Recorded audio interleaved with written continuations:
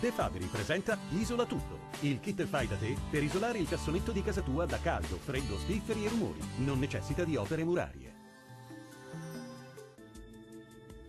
Ben ritrovati al meteo. Sarà una bella giornata di sole sul Triveneto. Nel dettaglio, sul Veneto ci attende una giornata festiva all'insegna del sole. Il tempo dunque sarà asciutto e stabile su tutti i settori e il cielo si presenterà poco o parzialmente nuvoloso. Non sono attese precipitazioni degne di nota. Temperature minime comprese tra i -2 e -5 gradi. Massime comprese tra i 2 e 4 gradi. Diamo uno sguardo al Friuli Venezia Giulia. La situazione sarà molto simile, con ampio soleggiamento un po' su tutti i settori e il cielo che si presenterà sereno o al massimo poco nuvoloso. Più nubi invece sui rilievi alpini, ma senza nessuna conseguenza.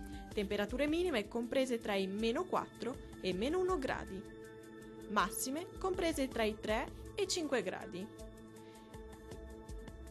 Vediamo infine la situazione del Trentino Alto Adige. Bel tempo sulla nostra regione, dove sarà il sole a prevalere. Non si escludono locali nevicate a bassa quota sui confini alpini. Ampio soleggiamento invece altrove, con il cielo che si presenterà sereno o poco nuvoloso ovunque.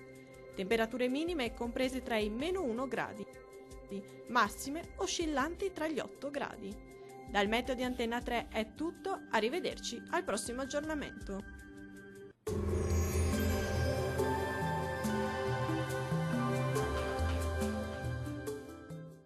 De Fabri presenta Isola Tutto, il kit fai da te per isolare il cassonetto di casa tua da caldo, freddo, spifferi e rumori. Non necessita di opere murarie.